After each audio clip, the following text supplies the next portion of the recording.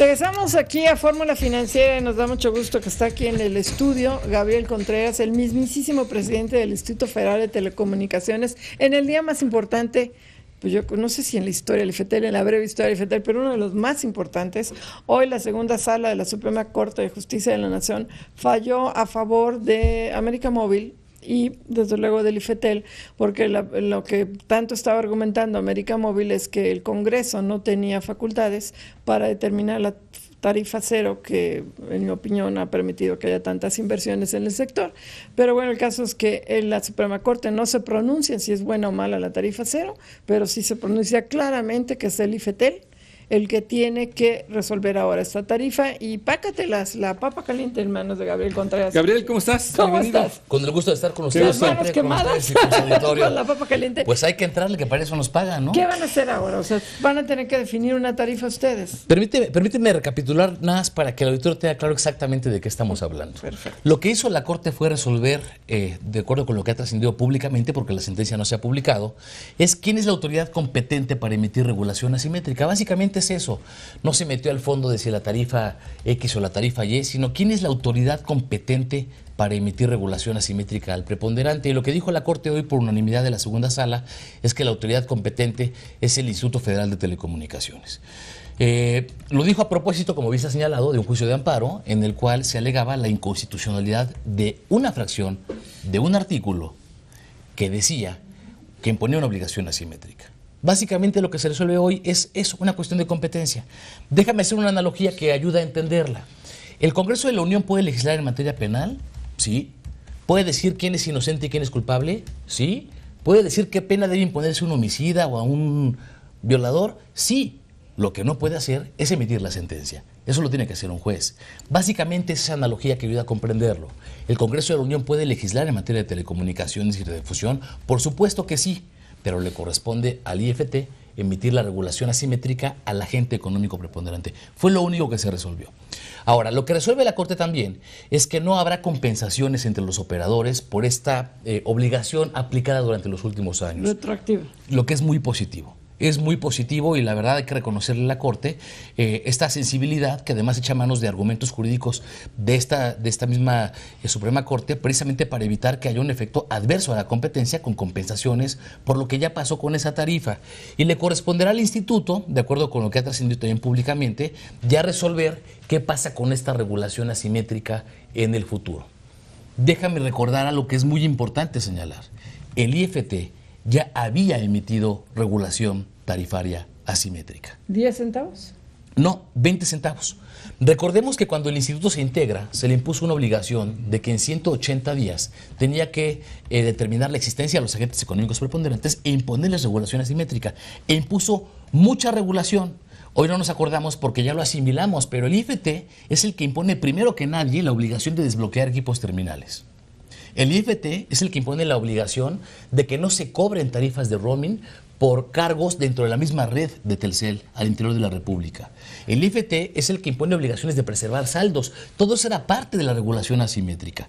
El Congreso de la Unión recupera buena parte de estas medidas y las incorpora en la ley y incluye otras, como es el caso de esta tarifa. Pero déjame el IFT ya había impuesto. Gabriel, porque creo que es bien importante. Efectivamente, el Instituto Federal de Telecomunicaciones ya había tomado esta decisión, esta determinación de cobro de interconexión de 20 centavos. Ahora, con este nuevo escenario, ¿qué camino tiene que seguir el Instituto Federal de Telecomunicaciones? ¿Puede volver a aplicar esta decisión que ya había tomado o tendrá que someterlo a un estudio, un análisis, a un comité y de ahí llegar a una nueva conclusión? Es importante analizar esto en el marco amplio de lo que son las tarifas de interconexión. Las tarifas han ido reiteradamente a la baja. Estamos siguiendo las mejores prácticas internacionales y con varios procesos de consultas públicas hemos publicado los modelos que se aplican y la tarifa de interconexión en términos generales ha ido decreciendo entre los operadores. Luego entonces la tarifa que hoy se aplican es una tarifa diferente a la que se aplicaban hace 4 años. Eso en términos generales. Lo que el instituto tendrá que hacer ahora es revisar cuál es la regulación asimétrica que asegure que se cumple con el propósito de la reforma. Recordemos que la tarifa en general de interconexión es antes que otra cosa un costo de producción. Una red le paga a otra para poder terminar en su red las llamadas de sus propios clientes. Eso es un costo de producción.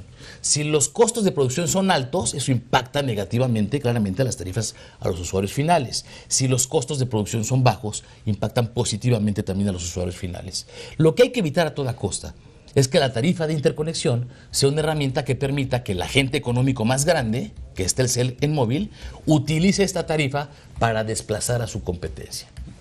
Como decía, las tarifas de interconexión han venido reduciéndose con el paso del tiempo y lo que ahora toca es, primero que nada, esperar a ver todo lo que dice la sentencia de la Corte. Generalmente tienen apartados, tan pronto se publique, Mari Carmen, tan pronto se publique, la revisaremos. Hay que recordar algo, el instituto no era parte en este litigio. El instituto sabe lo que está sucediendo, pues porque se ha informado en los medios de comunicación, porque se publicó un proyecto de sentencia, porque seguimos las sesiones como todos, pero no somos parte en este litigio. Tan pronto se publique la sentencia, podremos analizar con toda profundidad cuáles son sus alcances, cuáles son sus efectos y, por supuesto, actuar en consecuencia. ¿Te refieres al engrose? Me refiero a la sentencia completa, conocerla, porque luego trae consideraciones muy específicas sobre el tema de sus alcances. Por ejemplo, ya sabemos de uno, ha sido muy público, no habrá compensaciones. Habrá que revisarla toda precisamente para ver a qué nos corresponde cumplir y cumplirla a cabalidad como lo hemos hecho. Oye, Gabriel, bueno, esto fue un tema, ahora sí que fue uno de los grandes temas durante meses. Hay quien dice, hablabas con la gente de la industria, decía, oye, si realmente desaparece la tarifa cero de interconexión, sí se da un revés a la propia reforma de telecomunicaciones. Si esto sucede, realmente, ¿cómo va a equiparar ahora el IFT a toda la industria nueva que se la está viendo muy complicada? Realmente el operador predominante, que es Telcel, en este caso, Telcel, Telmex, bueno, casi no ha disminuido su participación de mercado. En fin, ¿cómo viste en este sentido de la competencia, de la gran preocupación que se da de la competencia? ¿Qué comentas? ¿Qué puedes comentar? En primer lugar, Pepe, debo decir que sí han ido disminuyendo las participaciones de los agentes económicos más grandes en el mercado. Esta información está disponible, cualquiera la puede consultar en bit.org.mx. Actualizamos todo el tiempo la información más relevante para los operadores de la industria, para los usuarios. BIT es el banco precisamente que tenemos de información de las telecomunicaciones. Ahí pueden dar seguimiento muy puntual de cómo va evolucionando el sector, cómo va evolucionando en materia de ingresos, en materia de costos, en materia de cobertura, en materia de suscripciones. Lo primero que hay que decir es que se aprecia que por lo pronto se detuvo el crecimiento de los grandotes y estamos viendo cómo empieza a decrecer su participación en términos relativos. La reforma de telecomunicaciones están bajando, lo importante es que están bajando, se ve una tendencia ya a la baja. ¿Quién va a determinar que haya más o menos porcentaje? Pues claramente los usuarios. Somos nosotros quienes escogemos con qué operador nos vamos a ir a que nos den servicios. Esa no es una decisión de las empresas, sino de los usuarios. El trabajo del regulador es asegurarnos de que hay una cancha pareja que permita competir. Y regreso a la pregunta, Pepe. La reforma en materia de telecomunicaciones es mucho más que una tarifa de interconexión. Se cambió todo el ecosistema, se crearon tribunales especializados, se creó un organismo autónomo constitucional encargado de regular técnicamente este y muchos aspectos. Es un ecosistema complejo que ha implicado muchas acciones, incluidas las inversiones de los operadores, que hoy permiten que tengamos resultados visibles. Ahora, ¿qué va a hacer el instituto? Evidentemente cumplir con su obligación, revisar a profundidad lo que diga la sentencia y emitir esta regulación asimétrica que le reconoce hoy la Corte y que, insisto, ya había emitido en el 2014 cuando la primera vez emite estas normas, esta regulación a los agentes económicos preponderantes. ¿Eso cómo lo vamos a hacer? En términos de la sentencia, de lo que ha trascendido públicamente, se obliga al instituto a que se publique en el último trimestre de cada año. Esto ya lo establece la ley. La ley obliga en el artículo 137 a publicar en el último trimestre de cada año las tarifas de interconexión, términos y condiciones que regirán para el año siguiente. Y el instituto ha venido publicando las tarifas, términos y condiciones, pero claramente aplicables al resto de la industria. Al preponderante no, porque estaba sujeto al régimen legal que hoy se declaró inconstitucional. Lo que ordena la sentencia, y es lo que ha trascendido públicamente, es que en esa publicación que hagamos de tarifas, términos y condiciones para el próximo año, incluyamos ya la regulación asimétrica. Oye, Gabriel, yo te preguntaba de un modelo de costos. Otra vez, Maricano. No me había tocado. ¿Será en función de un modelo de costos? No me quiero adelantar, necesitamos revisar exactamente qué dice la sentencia. Tenemos el deber de cumplir a cabalidad lo que diga la sentencia. Hasta no conocer la profundidad podemos pronunciarnos públicamente. Lo que sí ya sabemos es que tiene que ser mediante esta publicación a la que hacía referencia, el último trimestre de este año, lo ordena el artículo 137 de la ley. Oye, Gabriel, decías que la reforma de telecomunicaciones es más que una tarifa de interconexión, pero la tarifa de interconexión ha sido un elemento de enorme preocupación para las empresas competidoras del preponderante, y te preguntaba cuál es tu posición al respecto. Sí, Marco, con mucho gusto. Mira, no quisiera minimizar la importancia de la tarifa, pero sí es importante que tengamos presente todo el contexto.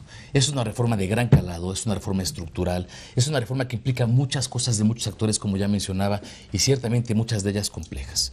Entre ellas, muchas inversiones que están haciendo los operadores. Ahora, ¿por qué era importante la tarifa antes de la reforma? ¿Y por qué era importante regularla?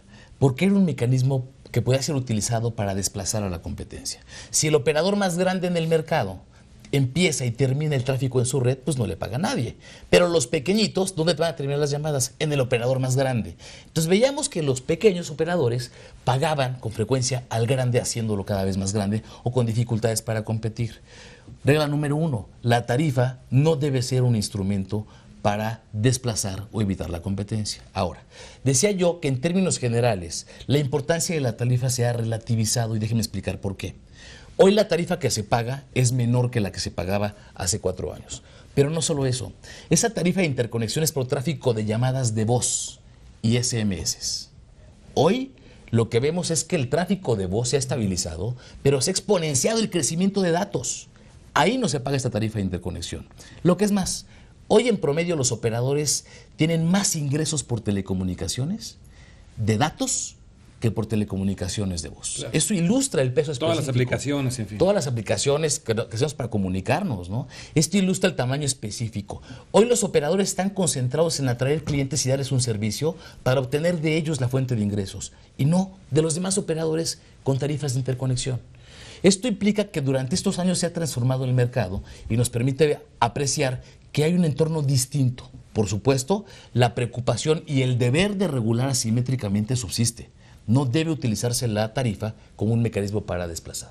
Eso es. Oye, Gabriel, otro tema también que ha sido en estos días y ha sido motivo de preocupación es el de la subasta que empieza a ver, la licitación que empieza a ver con el tema de televisiones, de televisión abierta, las partes de televisiones locales. Ahí vimos, y lo comentaba Mari Carmen al principio del programa, que yo creo que es bastante válido, un grupo que a todos dijimos, híjole, esto parece que otra vez es algo como Tecnoradio. No se sabe bien, tienen grandes problemas, se saben de problemas serios entre la esposa del empresario, en fin. ¿Qué pasa con Telsusa en particular? ¿No va a ser otro Tecnoradio que a la mera hora nos deje tirado otra vez todo el problema? En fin, se investigó bien quién era, ya vimos el problema, ¿no? ¿Qué pasa? Déjame regresar al tema de Tecnoradio.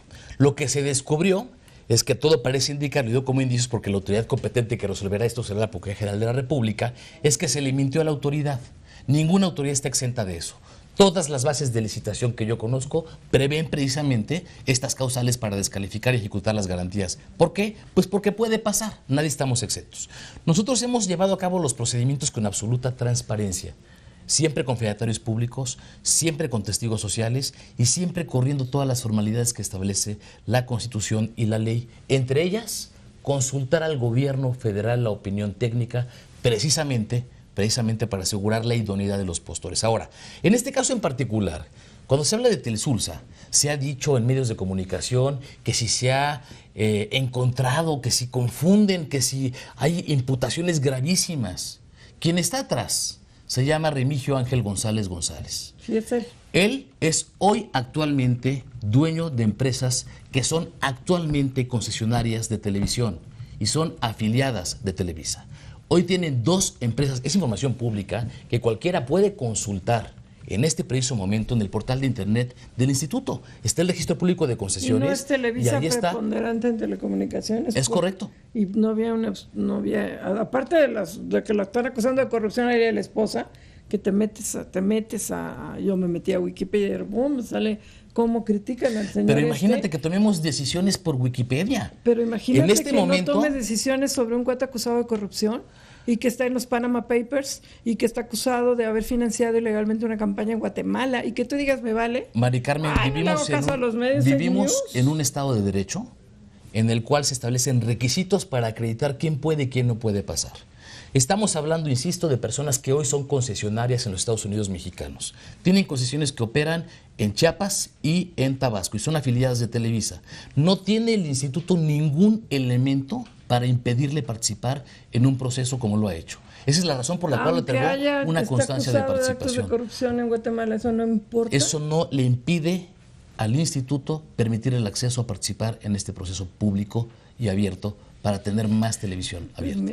Son actualmente concesionarios, déjame insistir en eso, actualmente son concesionarios. Bajo esa premisa, cualquier imputación nos llevaría a revisar pues todas las concesiones que tenemos, pues porque todo el tiempo se cruzan acusaciones mucha gente o aparecen periodicazos que te dicen pues que quién sabe qué pasó ahí con no sé quién.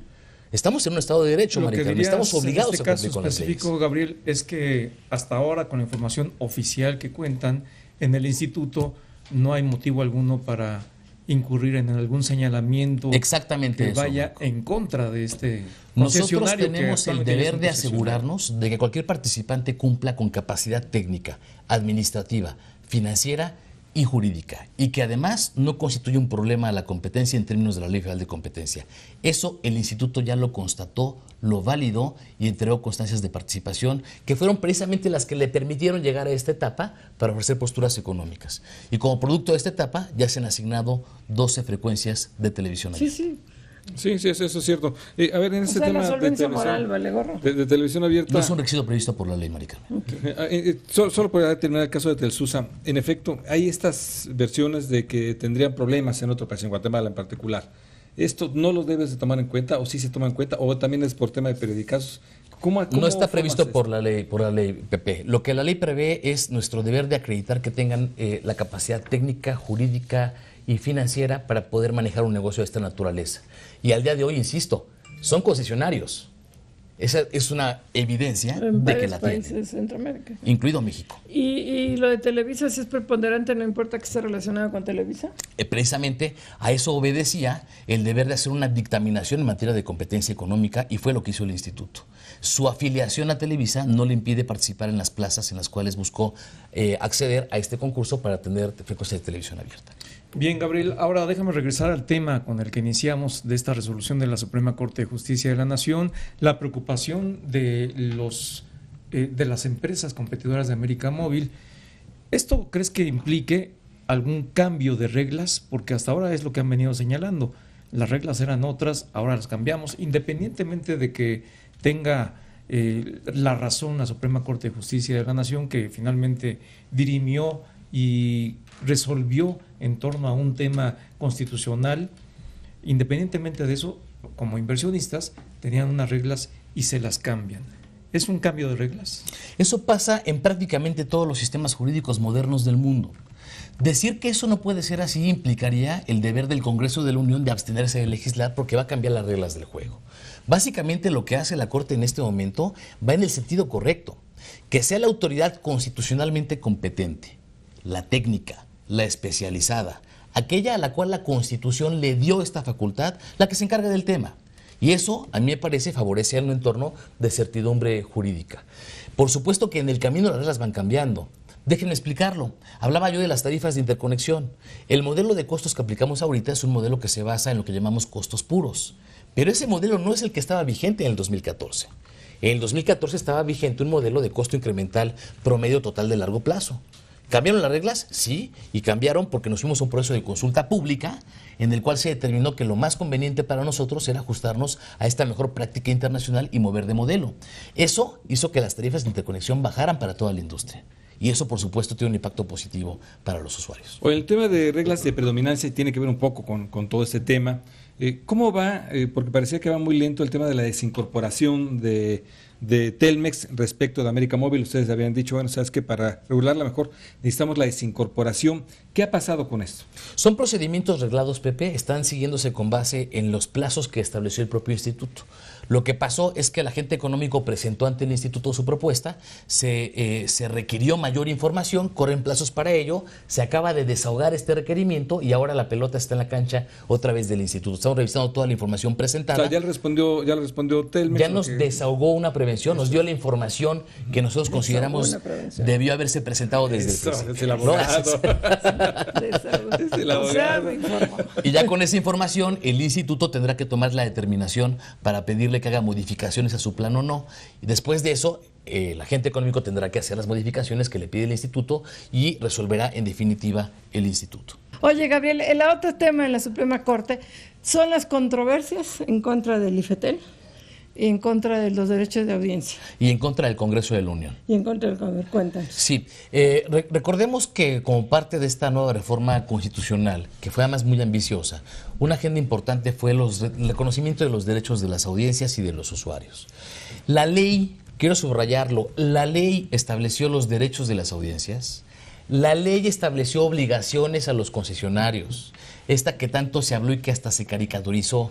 El deber de distinguir entre información y opinión está en la ley, y la ley obligó al instituto a emitir lineamientos precisamente para hacer efectivos esos O derechos. sea, el legislativo así Oye, lo planteó. ojo, este Así está, programa es así de está. opinión, guión, información.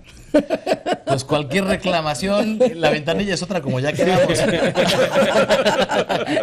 Ahora, lo que hizo el instituto fue, después de un largo proceso de consulta pública, regular el cómo se iba a cumplir lo que ya ordenó el Poder Legislativo. Cómo habría códigos de conducta, cómo habría defensores de audiencias y cómo se materializarían estas obligaciones que están previstas en la ley, entre ellas esta distinción a la que has hecho referencia. Ahora, como ustedes saben, ha sido un tema extraordinariamente polémico, motivó estas controversias, estaba a punto de resolverse en la Suprema Corte, pero no se ha resuelto.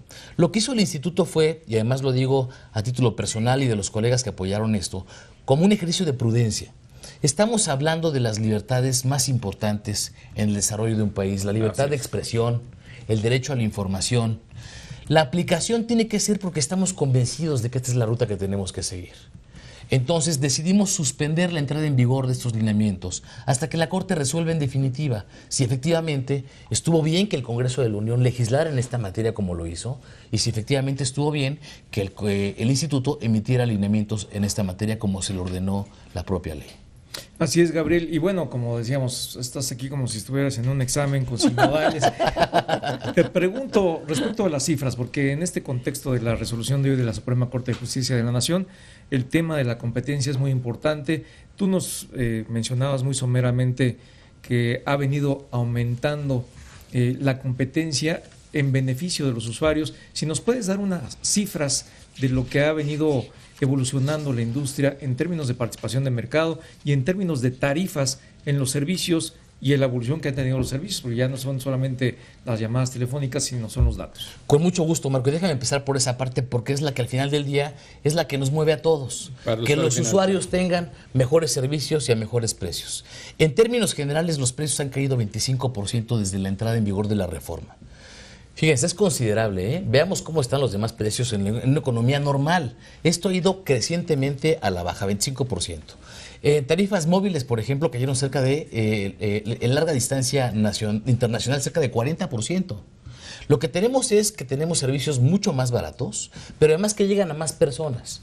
Por ejemplo, la banda ancha móvil creció 173%, más que duplicó el número de mexicanos que hoy tienen la posibilidad de navegar en Internet con la palma de su mano, con banda ancha móvil.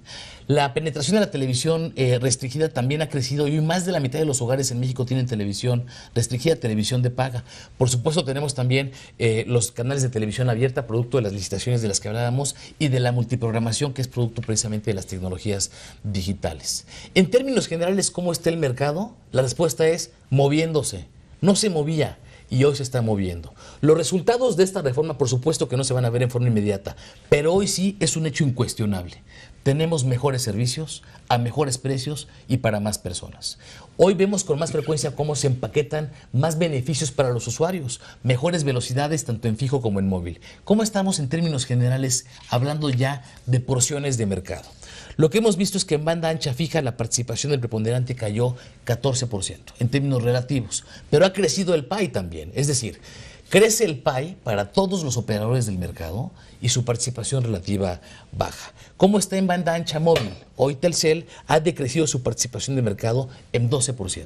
No son cifras menores. Por supuesto, sigue siendo una participación muy grande, pero se detuvo la tendencia, como ya lo decía, y hoy vemos que va, al contrario, en reversa. Vemos que los demás operadores están pudiendo crecer, lo que no se podía antes, su participaciones de mercado.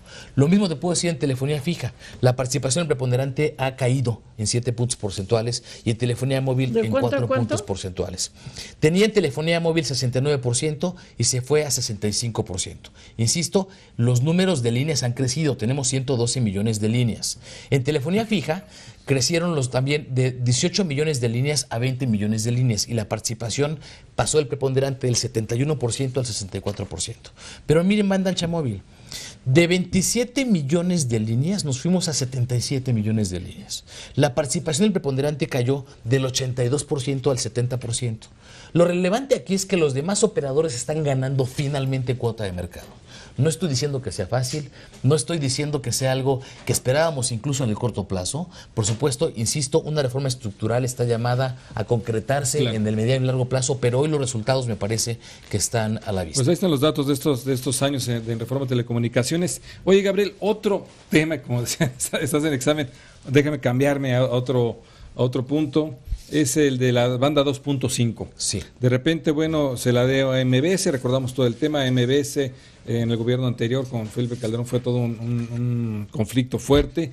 Llega, en esta ocasión se le da parte de la banda 2.5 y esa banda, al final MBS dice, mira, yo ya no la puedo desarrollar, se la vendo nada menos que al preponderante. ¿Por qué se la puede vender al preponderante? Porque además ustedes van a estar licitando esta pinche banda, ya está en proceso de licitación. Cuéntanos qué ha pasado. Con mucho gusto, Pepe. Lo que se sometió a consideración del instituto, recordemos que el IFT es al mismo tiempo de reguladora autoridad en materia de competencia económica y aplica la Ley Federal de Competencia Económica para nuestro sector, telecomunicaciones y radiodifusión. Lo que se notificó en términos de la Ley Federal de Competencia Económica fue una concentración que implicaba una acumulación de este activo que es el espectro. El instituto, después de revisar a profundidad el alcance de esta operación, determinó que no tenía efectos adversos a la competencia y la autorizó. Eso fue lo que pasó. Es una concentración notificada al instituto que autorizó en términos de ley. Porque de acuerdo con el análisis hecho, esta concentración de activos, en este caso de espectro, no implicaba un problema a la competencia. Debemos recordar que también han cambiado considerablemente las cuestiones de espectro en nuestro país. Tenemos la banda 700 que antes no la teníamos en el mercado de telecomunicaciones. El IFT está en este preciso momento en una consulta pública sobre una posible licitación del resto de la banda 2.5. Hemos incrementado la capacidad espectral a disposición del mercado precisamente para tener, pues obviamente, mejor calidad en las llamadas y en los datos que descargamos en los servicios móviles. En suma, la operación se autorizó por el instituto en términos de la Ley Federal de Competencia Económica. A pesar de que fuera pues al grandote, al preponderante, a pesar de que le dieras más espectro al preponderante, ¿no importaba esto? ¿O por qué se autoriza? ¿Por qué es la única materia de análisis, Pepe, es si existen problemas en materia de competencia económica con estas concentraciones. De la revisión de la disponibilidad de espectro en el mercado, de la participación de todos los operadores también, del espectro que además se va a licitar. Vienen 130 MHz de la banda 2.5 y ya tenemos la banda 700 en este momento en el mercado. Sí, un mercado mayorista, pero para servicios de telecomunicaciones. Lo que el IFT determinó es que no existen problemas para autorizar esta concentración. Y fue exactamente la razón por la cual la autorizó.